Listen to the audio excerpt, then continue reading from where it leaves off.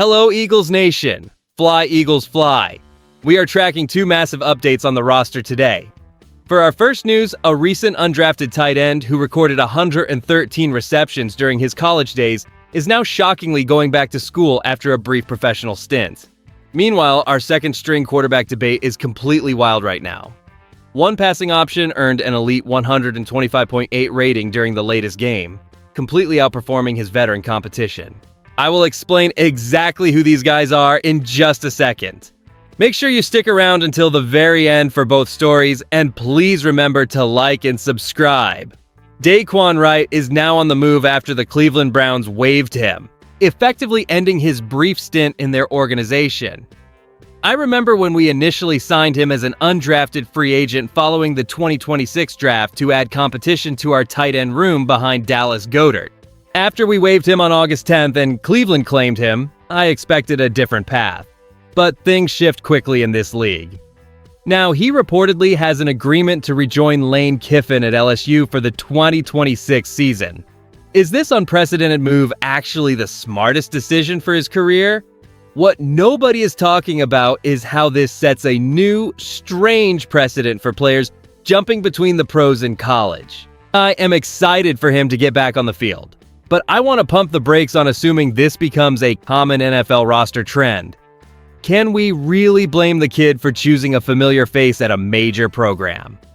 When Dae'Quan Wright racked up 5 touchdowns and 635 yards for Lane Kiffin at Ole Miss in 2025, he proved he can perform at an elite level, and here's why that's a big deal for our roster room. After we moved on from him on August 10th, the front office clearly decided the depth chart needed a different look behind Dallas Goedert. Watching him get claimed by Cleveland only for them to waive him shortly after feels like a whirlwind, but returning to college seems like a smart, calculated pivot.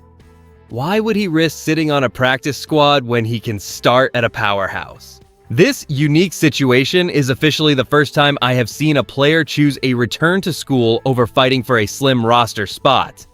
Now let's shift gears to the backup quarterback battle heating up at our camp.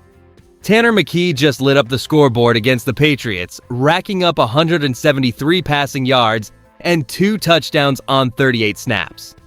He looked decisive, finishing with a 125.8 passer rating that makes you wonder if he finally separated himself from Andy Dalton. This is where it gets real though, because despite those numbers coming mostly against New England's third-string unit, it is hard to ignore the gap between his efficiency and Dalton's struggles.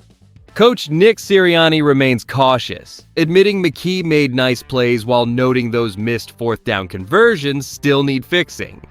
Can we honestly say the job is won when Sirianni is still insisting both guys need more reps? I'm excited about McKee's progress, but let's not get ahead of ourselves until we see how this shakes out during next week's Bengals matchup. Getting the backup quarterback situation right is essential, yet Nick Sirianni remains understandably cautious while weighing his options. Tanner McKee showed clear promise by posting a 125.8 passer rating, but he primarily feasted on the Patriots' third-string unit. Meanwhile, Andy Dalton struggled significantly against much tougher competition. The part fans are not ready for is how close this competition remains despite those flashy box score numbers. Is one good game really enough to secure a roster spot over a veteran? League analysts suggest that Cincinnati could be the final proving ground for this staff. I personally suspect the front office might keep both guys plus Cole Payton to maintain flexibility through the season. My honest take here is that McKee has earned the edge, but missing those crucial fourth-down conversions shows he still lacks the polish required for this offense. What does your gut tell you? When you put both of today's stories together, here is the picture that emerges for the Philadelphia Eagles. Our front office is clearly prioritizing calculated versatility, whether that means letting a young talent like Dae'Quan Wright return to LSU or forcing a tough choice at quarterback. What makes this even bigger is the signal it sends about our roster threshold. We are no longer settling for lukewarm depth. If Tanner McKee cannot nail those critical fourth-down conversions, does he truly deserve the backup role over Andy Dalton?